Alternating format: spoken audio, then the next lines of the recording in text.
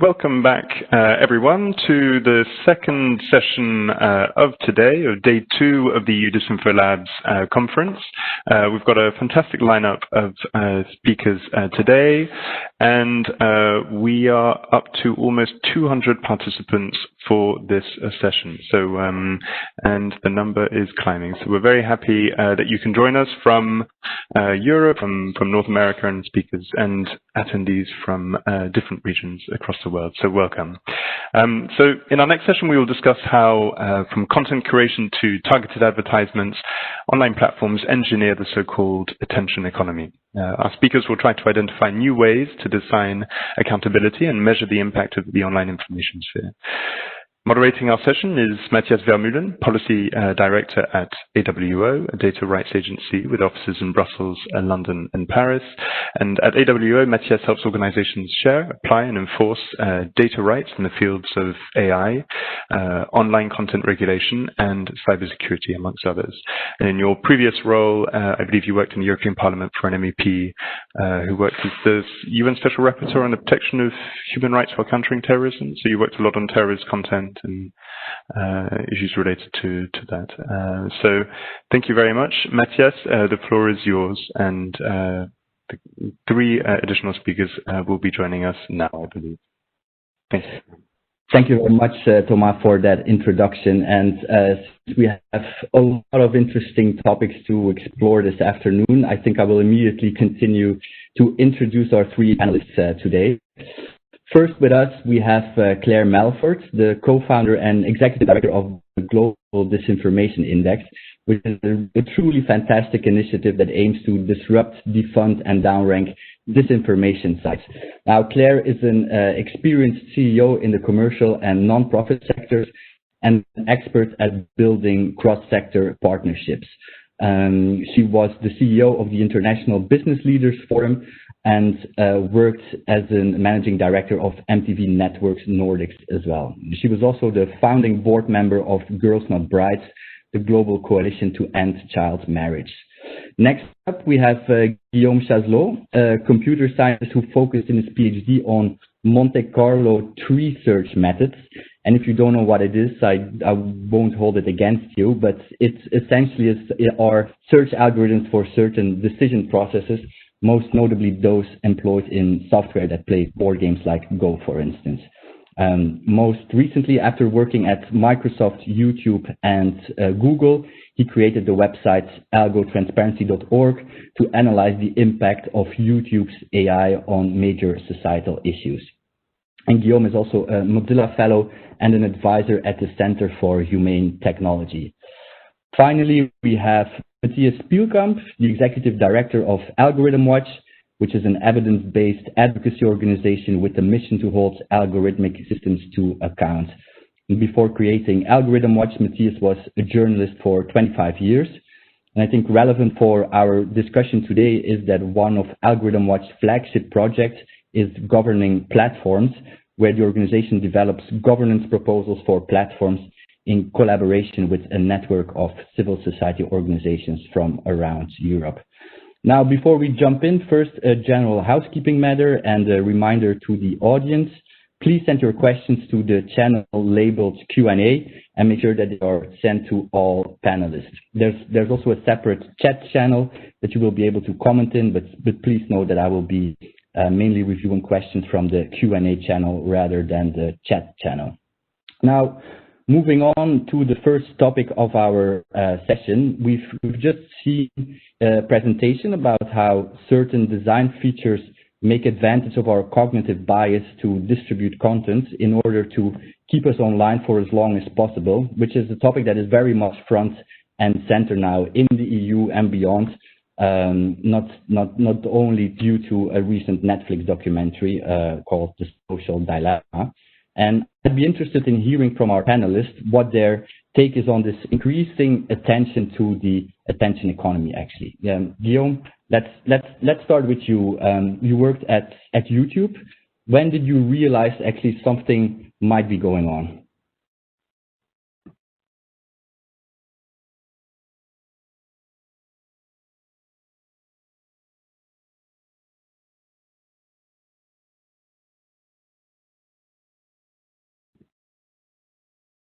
And there is Guillaume.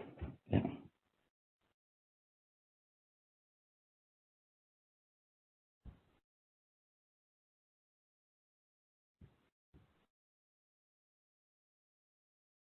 Guillaume, you have the floor.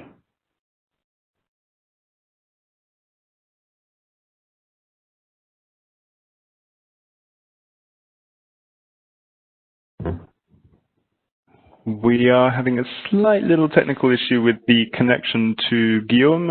I'd suggest we maybe move to the first question to Clare Melford. Exactly. So, yeah, go ahead, Claire.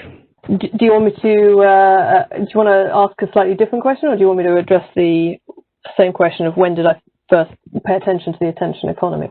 Well, you haven't actually been working at YouTube, so a slightly different question might be exactly appropriate, because we are, when we are discussing about the attention economy, we are mainly talking about the role of big platforms, obviously. But the work of your organization has been crucial to understand actually who else profits from the business of online advertisements and programmatic ads. So feel free to talk a couple of minutes about this aspect of your work. Sure, I'd be delighted. And if this is the right moment to share a few slides, let me know and I can go through those, or I can just answer in brief. Which would you prefer?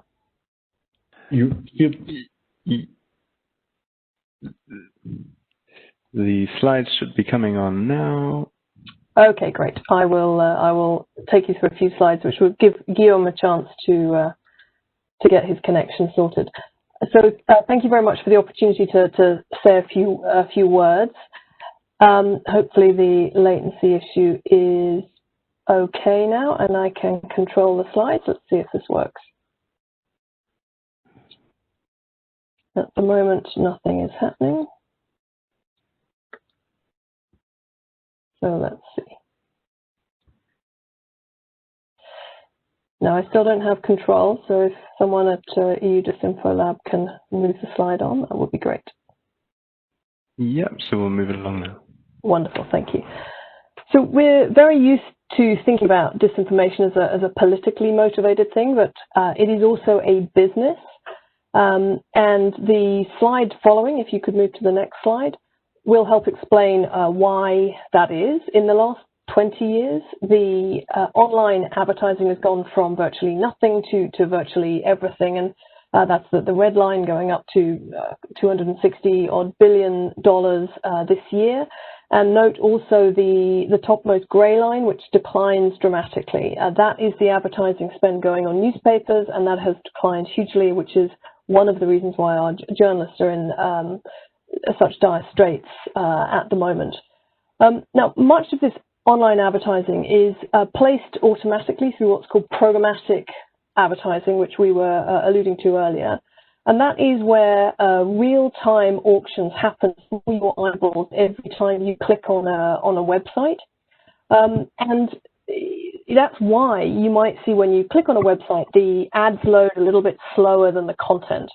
And the more clicks you get, the more ad dollars you get. It's an automatic relationship between how many people click on your site and the advertising dollars that get placed there automatically by algorithm with no say of the advertiser themselves. And as humans, as we were hearing earlier, we are much more reactive towards negative stimuli than we are to positive stimuli. So we respond quicker to fear, outrage, hate, greed, disgust, and therefore the more our content contains those sorts of, evokes those sorts of emotions, the more clicks it will get, and therefore the more dollars it will get, advertising dollars it will get. Disinformation has become a business. So how big a business? If you could move to the next slide, please. The truth is nobody knows. But we at GDI last year did an estimation of the amount of advertising dollars that inadvertently find their way onto highly disinforming websites. This was based on a relatively small sample of about 20,000 sites that we'd collected. And we estimated that those 20,000 made on average over a year about $235 million of advertising money. The advertisers had no ability to stop their ads ending up on those disinforming websites. I think many, perhaps at this conference, might feel that the problem of viewing disinformation might be might only affect the people who read risky sites. But I wanted to try and share that that's it's a bigger problem than perhaps we might think. If we could move to the next slide, please. This is data for fans on Facebook of mainstream news sites. So this is mostly American news sites, but I think that the point holds globally. So what you can see here is the vertical axis is the number of Facebook fans, it's a logarithmic scale. And you can see that the most popular news site on Facebook is BBC News there, and it has 50 million fans. And you've got a whole range of sites there. So if you could move to the next slide. This is the Facebook fans for junky American news sites on Facebook. And there's things like For America, Daily Caller, Viral Patriot. These are American sites that are really pretty risky and carry a lot of disinformation. There's two things I want to point out. One, there are a lot of red bars on that graph. And the other is that the axis, the vertical axis, is the same. So yes, the most popular one, which is IJR red, gets 10 million fans, not 50 million, but it's still a big number. And if you can move to the next slide, you'll see that when you overlay those two graphs on top of each other, this isn't a small niche problem. There are a huge number of people who are exposed to this highly polarizing, divisive content. And that actually makes perfect sense that it is so popular, because it is the most sensational, divisive stories that are the most engaging, and therefore they will make the most money. So the sites are making money from this, but so are a lot of other people. If you can move to the next slide, I'll try and explain who is making money. The online advertising technology ecosystem is highly complicated and opaque, and this sort of snaky graphic here tries to simplify it into the main pieces of the value chain. At the top, you have the brands earning on the money, and they will apply criteria to where they want their media agency to spend their ad dollars. One of the things they cannot do right now is say, I do not want my ad dollars next to disinforming, polarizing, or hate-filled sites. That is not an option open to advertisers at the moment. As you go down through the snake, you have the media agencies, DSPs, DMPs, and you'll get to the exchanges, which is the grayed out box. That's where the online auction in real time happens for your eyeballs. And then finally at the bottom is a little drop coming out for quality publishers, and some of it will have been siphoned off by the junk publishers. So there is a very complicated ecosystem, and everybody is making money in that chain. And if we just go to the next slide, you will see where some of that, the proportions that split out across some of that chain. So this is a study done in May of this year by ISBA, which is a UK advertising trade association. They worked with about 15 of their biggest brands. So these are very big global brands, which can afford the highest level of protection for where their money goes in the internet. And you can see here two key things. One, that only half of the money, half of every dollar, gets to the end publisher. And the second point I wanted to make is that 15%, the other red ringed bit, just disappears. People don't know where it goes. So this highly complicated ecosystem is very inefficient at delivering money to publishers, which is part of the reason news sites are doing so badly. And everyone in this ecosystem is making money. So to answer the question of how do you reduce the challenge of disinformation, my answer would be break this business model. Thank you. Thank you very much, Claire. And Guillaume, good to have you with us as well. I think many of these findings resonate very much and are very much in line, first with your experience at YouTube and some of the findings of your most recent work with Algotransparency as well.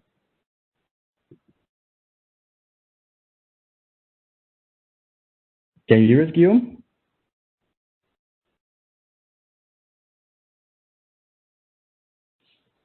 Maybe Matthias, should we first go back to you and hear some of your thoughts and take on all this? Sure. Can you hear me clearly? Yeah. Okay. So I think we just saw a very, very solid case made by Clare about, you know, how what the money flows are and why this is a problem from the business side. So I would entirely agree with that. What at Algorithm Watch, what we are focusing on is like the way that the content is actually amplified and curated. That's what the, many of the platforms call it, because this is not done manually, hasn't been done manually for a very long time, because as you can imagine, if you have a network like Facebook's or YouTube with billions of posts every day, it's impossible to have that done by people. So there are these algorithmic processes at work there. Some people call them artificial intelligence. We prefer automate decision-making systems because they automate decisions that formerly were processed or taken by humans. And we would still argue, and I think, and this will be interesting to discuss with you, that this is a contentious point here, that we still know too little about the actual impact of what these systems have on how people behave, how they are radicalized, what impact it has on polarization. Now, it seems very plausible and intuitive to every one of us that if you see all this hate and vitriol spread around these platforms, it has to have an effect. I'm not doubting that, and as Algorithm Watch, we are not doubting that at all. Of course it does. Now, the question, of course, is these platforms are used by very different actors, very different players in the game. They are used for different purposes. There always needs to be an added activity by, for example, mainstream media. So it's a very complex system of creating some impact on these platforms.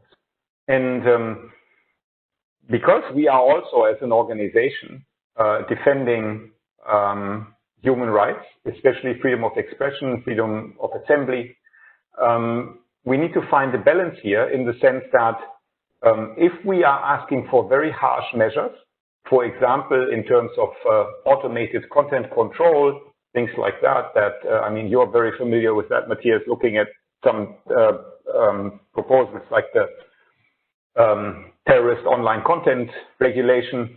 These have big risks that they bring with themselves for freedom of expression, information, and assembly. So before we go to this, or we resort to these very harsh and very intrusive governance measures, we need to understand better what is happening here and who's benefiting from that. And as I said, it's not that easy to understand. So what we are asking for is a much higher level of transparency of what the platforms are doing. We need to have more ways to understand how they treat content. Is it actually true that they magnify hatred and incitement to violence and all these things manifold? How is it probably evened out by other aspects of the platforms? And we are basically pretty much looking, as we already said today, into a black box. But not into a black box that cannot be understood, into a black box that could be understood, but that they are just, shutting the lid on for us to see.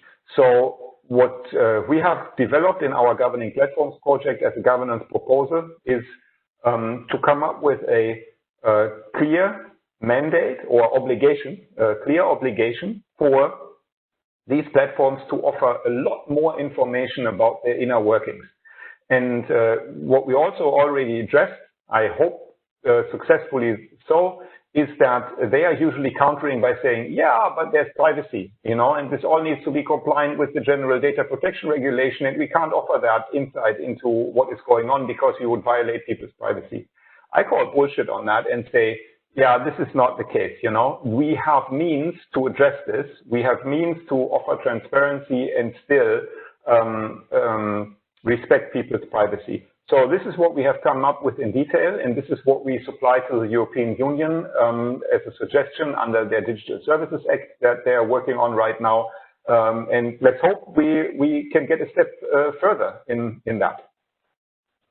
Thank you, Matthias. So that's definitely already a cross-cutting theme in this session, the lack of access to data and the black box that is the ad tech ecosystem, in which 15% of advertisers' money is just disappearing in thin air. And then indeed the black box that you are describing, and that we have very little knowledge and insights into how some of these content curation and content distribution mechanisms are working. I will try a third time whether Guillaume is with us and whether he still is able to connect. Guillaume, can you hear and can you talk as well? See that working now? Excellent. Perfect. So you've been following the discussion, and of course you have had direct experience working at one of these companies, namely YouTube, as an engineer. So what are your reflections upon the findings of the two previous speakers, and can you tell us a little bit more about your experience at YouTube? Yeah, my experience really resonates with what they said, especially when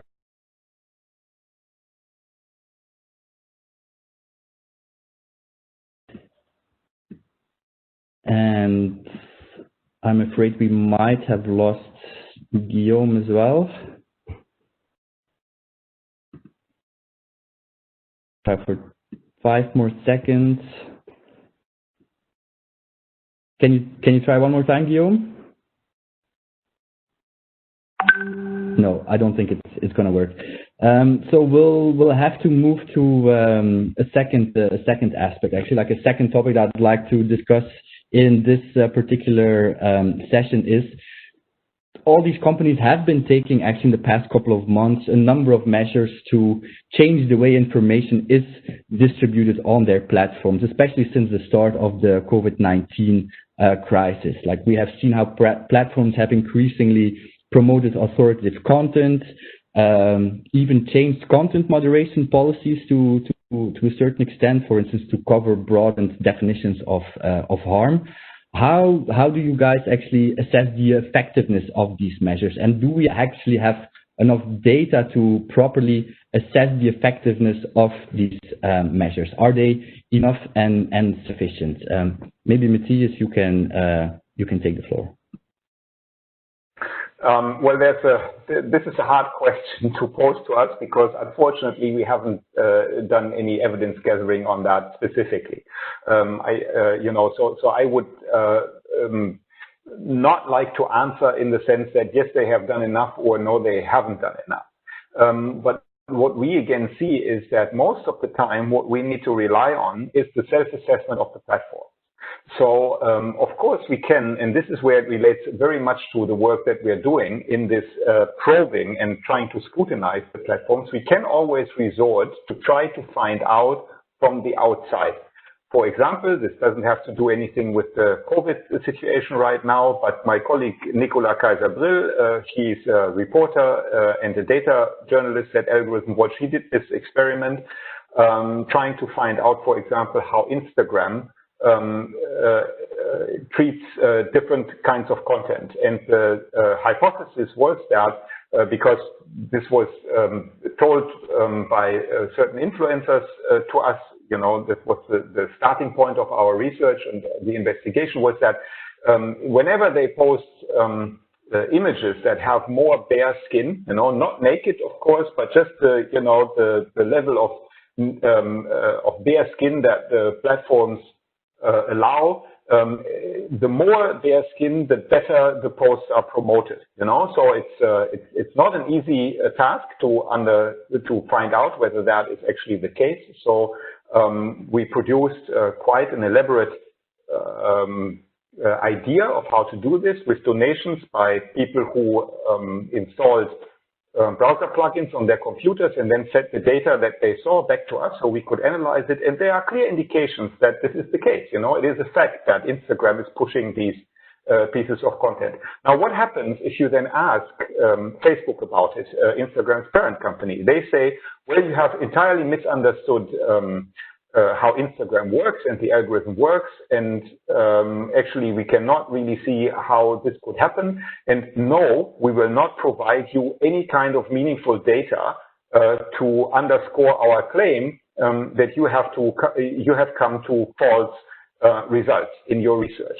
Now, if you just apply this thinking to COVID and the situation right now, you have two options. First of all, you can believe what the platforms say. Secondly, you can do your own testing and then confront the platforms with it. And then the reaction will be, you have no idea how it really works, but we will not provide you any data and any insights into our information. So where does that leave us? Basically, we can believe them or we cannot believe them. And, you can imagine what side I tend to come down to, and that is I do not believe them, because they haven't given us any transparency about this. They are not giving us any transparency about it, so we need to force them to give us more transparency about them. Thank you, Matthias. And Claire, correct me if I'm wrong, but I think you probably had some similar experiences as the one that Matthias has had. Basically, when you come up with your own findings of the Global Disinformation Index, that there aren't actually any very substantive responses to your findings, but that there's also, how should I call it, a rather vague criticism about the methodology that you're implying. Is this also your experience? And to get back also a little bit to the original question, like what can you do to, or what can be done to develop this more virtuous ecosystem? Yeah, two great questions. So yes, we've had very similar experience. Every time we produce a piece of research trying to estimate the amount of advertising dollars that end up on disinforming websites. So we did one quite recently, estimating that on an annualized basis, just a sample of a few hundred sites trafficking in COVID-19 disinformation would make about $25 million in the year. Every time we do a study like that, the response largely from Google, because Google is the ad exchange, if you like, that places 80% of the ads on most websites on the open web, so not closed walled gardens like Facebook, but on the open web. Google is the exchange of choice. The response is always, your methodology is wrong, but no, we are not going to tell you what the actual answer is. And of course our methodology is wrong because no external party can see who wins any particular bid. The only people who will know that is the ad exchange themselves, and that is not data that they will release. However, having said that, because we've now been doing this for a year or more, we do know that when we bring to a particular exchange's attention, whether it be Google or OpenX or Trade Desk or one of the other advertising exchange companies in the middle, sites that are consistently trafficking in very, very harmful narrative stories, they will take action. They will remove those sites from their inventories. So to your question, your second question about what can be done, the pandemic has actually been enormously helpful because it has made very plain the real world harms of disinformation on these platforms. People are dying because they are drinking bleach. They are taking aquarium cleaner, which has hydroxychloroquine in it. They are not following social distancing measures because they don't believe in them or they've been told masks will kill them. People are actually dying. And now the platforms are taking significant action. So one thing Google has done in the last few months is agree that they will cease placing advertising services on any site that traffics in COVID-19 disinformation. So that's a very big change from before. I would question why it took the pandemic to make them do this. We have had very harmful anti-vax content for years now, which has triggered a significant drop in vaccination rates for all sorts of diseases in many parts of the world, and therefore led to significant spikes in measles deaths, and in measles cases and measles deaths. So we have had real world harms from health disinformation. This is just health disinformation for a long time, with very little done to remove that content or downrank that content. And it has taken the pandemic to really shift the platforms into taking action. And they are taking significant action. So the work of the platforms around coronavirus disinformation has been much better than we've had in the past. But we are still seeing significant coronavirus disinformation out there and significant advertising spend inadvertently ending up next to it, which is causing advertisers no small heartburn because they absolutely do not want their brands inadvertently next to this content, and they do not want to be part of this business model which creates an incentive to make harmful, vitriolic, polarizing, divisive content in the first place. Just as a quick follow-up question to the last point that you were making, I think most of the people that are listening in or looking at this particular panel have heard in one way or another about this recent news that some of the largest platforms, including Facebook, YouTube, and Twitter, agree to so-called hate audits to protect brands from their content appearing next to harmful content, to put it like this. Like, have you any thoughts about this? Like, I think the terms of the agreement are still not public yet, but it is a very significant development, and you could wonder if you could do such an audit to protect the interest of advertisers. We could definitely have something similar in order to protect the public interest. Yes, so this is a great step forward, I would say. It's a coalition of organizations, the platforms, large advertisers, the IAB. It's coordinated by a group called the Global Alliance for Responsible Media, or GARM, which is part of the World Federation of Advertisers. So it's a really multi-stakeholder group who have got together to produce what they call a brand safety floor. So what is a minimum standard of content that is acceptable for advertisers to advertise against? So I think there are 4 really good things about it and 2 massive unanswered questions. First, that it is the first time that the platforms have agreed on clear definitions of harmful content, and they have. There's about 10 or 12 different types of harmful content, everything from illegal content such as child abuse to piracy through to legal but harmful content. The second thing is they have agreed to an independent audit. That is extraordinary. That's never happened before. The third thing is that they have defined content, and they've given examples of content that must never be monetized. For example, I would say anti-vax content, which is also it's great that they've done that. And the third thing is that the fourth thing is that they have defined categories of low risk for an advertiser to appear next to, medium risk, and high risk against all 12 or 14 of those different content types. All 4 things, great. The 2 huge unanswered questions are, who is going to be doing the rating? Do we want Google or Facebook to be saying, I, Facebook, think this content is low risk, or I, Facebook, think this content should never be monetized? Or would we rather have someone else doing that, an independent party? Please God, not a government. And the second big unanswered question is, who's doing the auditing? Who is going to provide that independent auditing function? And to do that, presumably, data must be released. Exactly. I think these are very astute observations, and I think, Matthias, you probably share many of these same criticisms as well, actually. So Algorithm Watch has been very active in promoting specific policy solutions on this particular topic as well. And what in your mind would actually be the best way to achieve and design meaningful transparency and accountability for the distribution of harmful content, including disinformation?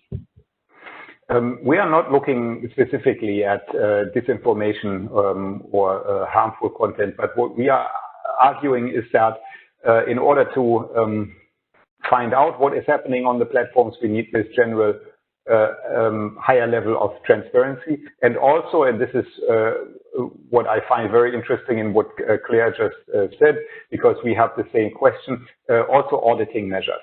Now, who's going to do that auditing, and how successful or how effectively can it be done? This is very much an open question.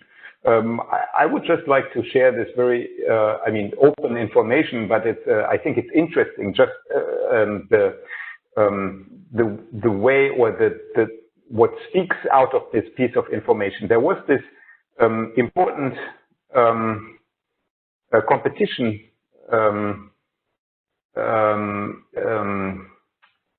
it's not a court decision, but a competition decision by the European Union against Google, claiming that they are giving preference to their own services in their search results. And there was a heavy fine levied. It was something like 1.4 billion, either euros or dollars. I can't remember exactly.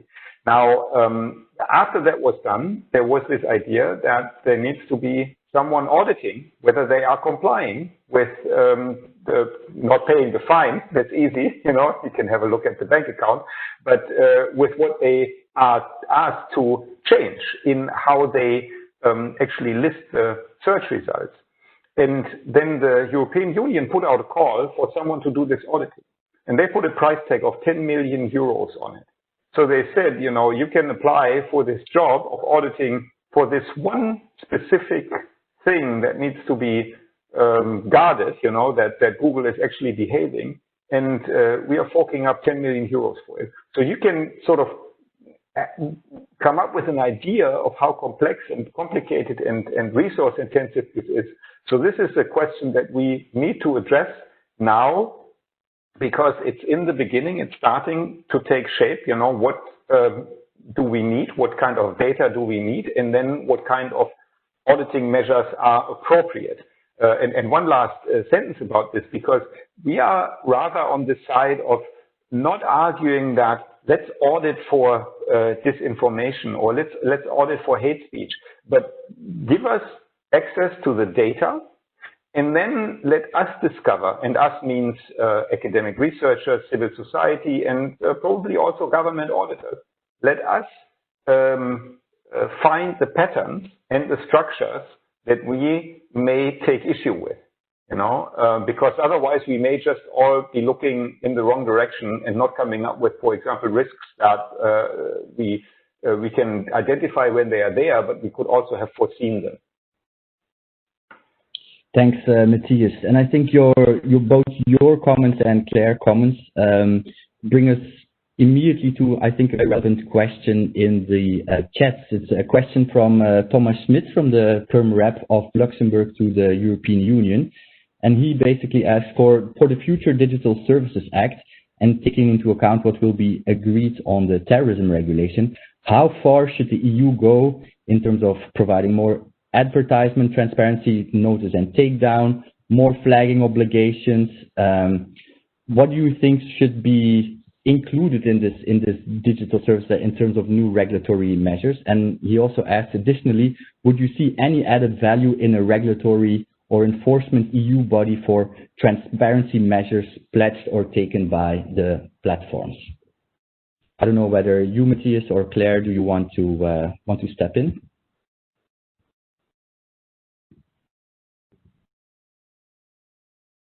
Okay, risking that it becomes a little boring, you know, I would have to at least repeat a little of what I said before, because when we are talking about these measures, we as Algorithm Watch are not saying that, you know, we need more transparency for this kind of content or some other kind of content.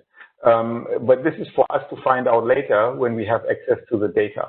Now, let's take this example of political advertising.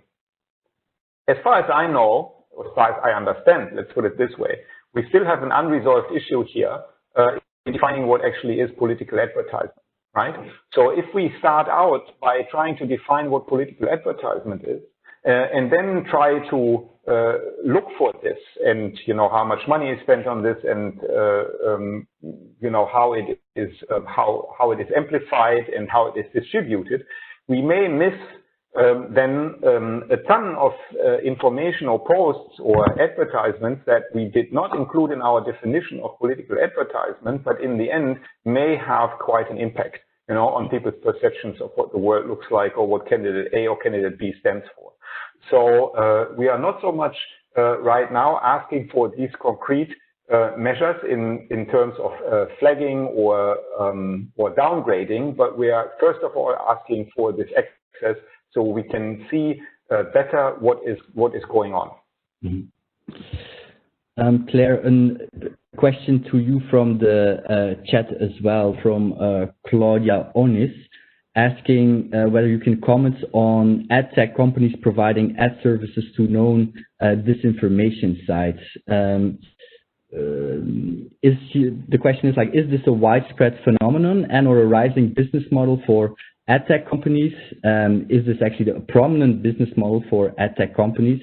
And have you collected data on the dimension of this phenomenon confronted with the rest of the ad tech sector? Actually, a question from the chat. Yeah, thank you. So the answer is it depends on what you define as disinformation. At GDI, we think of disinformation through the lens of what we call adversarial narratives. So stories which are setting up an adversarial, a hostile relationship between you, the reader, and the subject of the story. And the subject can be different groups. It can be people of different race or gender or sexuality or religion, or it can be institutions. It could be the judiciary, the police, the government, or it could be science itself, for example, anti-vaxxers or COVID disinformation. So we define disinformation as being anything that sets up a very polarizing and adversarial relationship, because we think that is where the real world harms come, and that is where, from an advertising perspective, and our goal is to break the business model of disinformation. Advertisers don't want to be next to those sorts of narratives. So if you think about which sites traffic in very polarizing and divisive narratives, very, very large sites do that. Huge sites do that. Some of the biggest sites on the internet traffic in extremely racist or extremely anti-certain religious groups or other groups' speech. So yes, it is a very powerful way of getting clicks, and therefore a very powerful way of getting advertising dollars. We do frequently estimate the amount of advertising dollars going to specific topics, specific narratives, and we can, with the technology system that we've built, assess which topics. We have about 20-odd topics now that we look at, which topics are getting the most clicks, which are getting the most ad dollars. And we also can see, in fact, anyone can see in the European Union, which advertising technology company is placing the ad there. All you need to do is right-click on the ad, and it will show you a string of text which will include the name or often the code, so you would need to know the code of the advertising exchange that placed the ad there. So it's very easy to find out which companies placed these ads. And the approach that we take is we share all the data we collect with the ad exchanges, and we explain why we think this particular narrative or this particular website is trafficking very dangerous narratives. And we politely suggest that perhaps they may not want to offer this particular site in their inventory. But to go back to my first point, some of these sites are very, very large. So for these exchanges to not advertise, to not offer them in their inventory, would make quite some difference to their business model. But until we break this vicious cycle, until we break the automatic outrage equals clicks equals dollars link, there will always be a business model for disinformation. And while I'm no way saying that profit and money is the only reason people make disinformation, people do it. It's not going to stop, political interference and foreign powers interfering in other countries. It will at least reduce the incentive for people to create it for money. So it is very widespread because the polarizing, hateful, outrage type content is very engaging for us as human beings, and because the advertising system automatically places money based on engagement, based on clicks, it will always be profitable until we change that. One other question, following up a little bit on this, from Michael Podgorski in the chat as well to you, Claire, is, and I'm not sure whether this is actually your position, but the question is like, why do you believe that governments are currently unprepared to handle the regulation of major platforms? because it's a really tricky thing for a government to do, it can seem, you absolutely do not want to be seeming like you are interfering with free speech. So I think it is, and also frankly, I think this is an industry that is only 20 years old, and it has grown and changed hugely, and there is a lack of understanding, I think, amongst a lot of regulators and a lot of lawmakers about how the industry works and about, therefore, what regulations could be taken which wouldn't have a whole host of unintended consequences. But I do see that this is changing rapidly, that there's a much greater understanding now of which interventions could really help. And this breaking the business model is one that doesn't impact on free speech. It wouldn't stop anyone having their say or saying any nonsense that they wanted on the internet. It is just simply saying you have the right to free speech, you do not have the right to free reach or free profit. And that is something that if the platforms and the ad tech companies themselves don't do, that could well end up being something that gets regulated. Again, following up on this, then it's a question addressed to both you and Matthias from, I think, Alana Finn. What role do the panelists think media literacy has to play in all this in terms of breaking the cycle of outrage to clicks? And what would be sort of effective measures in this space? Matthias, is this something that Algorithm Watch is also looking at? Yes, we are thinking about this all the time, basically, because it relates very much to the question that was posed before and that Clare already tried to answer. Why is it so difficult to regulate? Because we want to live in a liberal society. Now, liberal not in like in neoliberal, but liberal as in free. We want to be as free as possible, but not in the sense that one person's freedom basically impacts on another person's freedom, or basically undermines another person's freedom. So why am I becoming so philosophical? Because the autonomy of ourselves as individuals needs to be balanced with demands that society have to work properly. Now, for example, when we want hate speech and disinformation not to be shared, we need to look at the platforms, yes, but we also need to look at people. We by now know a lot about how people share disinformation and hate speech and why they do it, because most of the time it's because they identify with the message. They don't necessarily believe in it, but they identify with the message. So they share that. Now, do they have a responsibility for doing that, for spreading this? Yes, of course they have a responsibility. They have a tremendous responsibility for doing this. So in an ideal world, we would have this stuff not spread at all, because the algorithms wouldn't find any indications why they should amplify this, because people would not like it. As a matter of fact, people do like it. And Clare said something to this in the beginning when she presented her findings in her slides, that people love to engage with hate and outrage and all of this. Now, this is also why we are looking very closely at media literacy and trying to sort of strengthen it.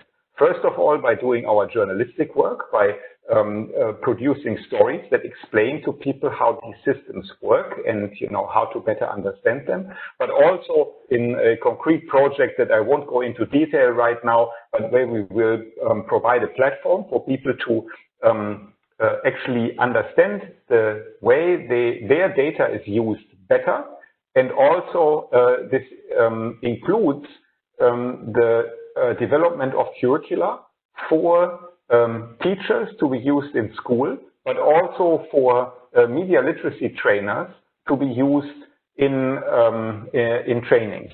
Now, the problem with that, of course, is, and that's my last sentence, the problem with that, of course, is it's very hard to scale.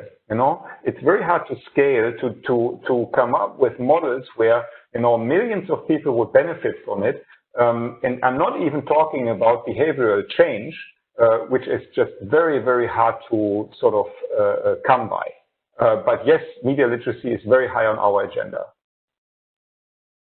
Claire, is this also a topic that GDI is looking at? No, we don't look at media literacy. I think media literacy is incredibly important, but to be frank, we don't have time. We do not have time to educate a whole global population, to change, to break what is happening to our understanding of a collective sense of facts. We have through particularly if you just look at anti-science content, if I can call it that, on the internet, whether that's disinformation about 5G, giving you cancer, being a form of mind control, spreading coronavirus, or whether it's anti-vax content, or there's a wealth of health disinformation out there, along with other forms of anti-science content. We're heading back to a pre-Enlightenment era. If we do not arrest the increasing skepticism about scientific consensus and the importance of the scientific method in building a shared sense of what is good public health, or what is good ways of distributing your favorite Netflix series, we are going back to the dark ages. And I'm often reminded of the expression about bankruptcy, that it starts gradually and then happens all at once. I think we're facing in the next year or so something pretty similar in public trust in science, but also in other institutions. If we do not break this rapid undermining of trust in institutions, and there is no reason why algorithms have to promote things, have to be coded for engagement. They could, and they used to be coded for relevance and recency. They do not need to be coded for engagement. Now, I think that is a statement that Guillaume Chazlow also would definitely agree with. So we will try one last time, Guillaume, whether your technical difficulties have been solved. Guillaume. I think unfortunately it's still not working actually. But indeed, yeah, I think I very much agree with this sort of unfortunately very gloomy analysis as well. And since it's almost time to wrap up this session, I also I have some few concluding thoughts on all this actually. Now, if we think in advance, like the goal of the session was really to identify new ways to understand how content is distributed online, and how to, even more importantly, how to design accountability for the distribution of that content actually. And it's very clear also from this conversation to me that we still have a very long way to go to get a bit closer to both goals actually. And then mainly because of one cross-cutting topic, which is access to data. There is currently an enormous asymmetry of power between the platforms on the one hand, and not only organizations like yourself, but also regulators, journalists, and public interest researchers on the other hand.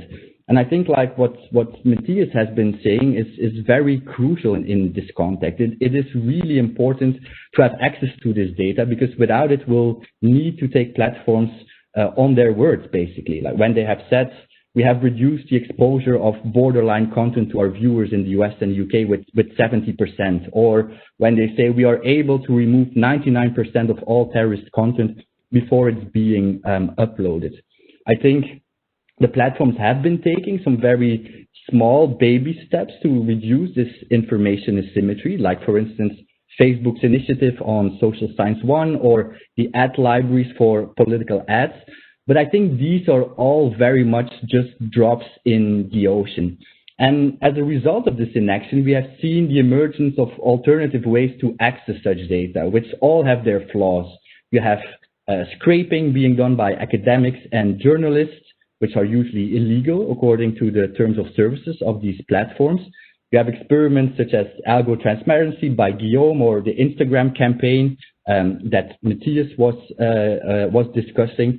Or more recently, at a sort of greater scale, Mozilla's YouTube's regret report, which allows actually Firefox and Chrome users to send reports of recommendations of harmful content to YouTube. But I think like the very clear thing that I take away from this is that it shouldn't be this way. Like we shouldn't be relying on quote unquote unreasonable men and women such as Clare, Guillaume, or Matthias to shed some light into the platform practices and to start holding platforms to account for content they distribute actually. And I really like this phrase, like calling all of you on this panel unreasonable for two reasons. I think, as you both have described, like platforms will call you unreasonable because your work irritates and causes trouble, and they will claim that your methodologies don't work without actually suggesting how one could improve data collection practices and without really suggesting how we can arrive at evidence-based policies, like also the point that Matthias was making. But I'm also calling you unreasonable in reference to a documentary that I watched coincidentally yesterday on Netflix, which came out 13 years ago and which was called An Unreasonable Man. And that documentary was actually about Ralph Nader, whose book Unsafe at Any Speed would change the auto industry 55 years ago. Now, 55 years ago, cars didn't have any airbags, they didn't have any seatbelts, and his bong is basically a long list of neglected, harmful issues coming from the automotive industry. And the general theme actually of his book was that there is this gap between design practices and the moral imperatives to prevent harm. Now, I think it's not very difficult to see some of the analogies here between the unreasonableness of our panelist and Ralph Nader. In Nader's case, 55 years ago, only 1 year after his book was published, the US Congress created the Federal Safety Agency, whose stated mission was to save lives, prevent injuries, and reduce crashes. Now, I think we all know in the EU, it's always going to take a little bit longer to create anything even remotely similar in terms of an auditor, a regulator, or legislation. But I think that's exactly what we need in the EU as well, actually, be it in the Digital Services Act or in other legislation. I think we need to have actually 4 things to really create tech-savvy, human rights-proof regulation to fix design issues and allow for more transparency and accountability. I think the first, and I'm really thinking now as a legislator, and I'm really biased given my previous experience, I think the first thing that you would need to have in such a regulation is a precise list of public policy goals which certain gatekeeper platforms have to meet to protect the general public, including protecting the general public against health misinformation and election manipulation. I think we have to steer away from defining harmful content, but really focus on very clear policy goals. Then I think like a second mechanism should be to have like an obligation for those platforms to take all necessary and proportionate measures to achieve these goals. Also basically something what Matthias was saying to a certain extent as well. And this is an obligation to take measures that are effective, necessary, and proportionate to achieve those goals, actually. Like, we don't want any sort of upload filters or removal mandates. But then thirdly, we really would need to have an independent regulator that has the powers to demand any type of granular information that is necessary to fulfill its supervisory tasks and monitor the compliance of companies with their due diligence obligations and also fundamental rights, actually. And then I think to conduct such a really robust algorithmic inspection or audit regime, or however you want to call it, the competent authority would really need like a clear legal mandate to demand access to all relevant data. And I think that this might sound a little bit far-fetched to some people and some lawyers, but I think the EU has a really good tradition of having robust investigative powers to investigate, for instance, anti-competitive practices in violation of Article 101 on the Treaty of the Functioning of the European Union. And now I'm looking at the clock, and I didn't intend to really end with such a monologue, but I'm wondering whether we still have like one final minute for concluding remarks from both Matthias and Clare. I'm just going to assume it's a yes, actually. So it's a yes. I'll take women's prerogative and go first, if I may. I would just conclude if there are people listening here who are regulators that or legislators of any type, that transparency is key, and focusing on following the money will really help in designing legislation that doesn't have too many unintended side effects. And we don't have very much time, so please, let's move. Yeah, I can only say that I basically agree with everything you said, Matthias, which is not a surprise. And yes, it's true, we don't have a ton of time, but we need to be careful in balancing the different goals that we have. If in the end we can achieve something like what Valsmeda achieved, that would be the biggest success that I could imagine at the moment. But there's a long way to go. Okay, thank you both. And I'm going to give the floor to Alexander to introduce the next panel. Thank you very much, Matthias, Claire, and Guillaume. Hopefully next time we'll have a connection link that works a bit better. But thank you everyone for your time. Just very quickly, we had two fantastic sessions, one looking at the micro level of what we need to be able to do from an individual perspective to overcome the cognitive bias that every single person has. How can we develop the mental flexibility that allows us to counter disinformation on a person-to-person level? But as we saw today in the second session, it's extremely important to also address these problems from a design perspective.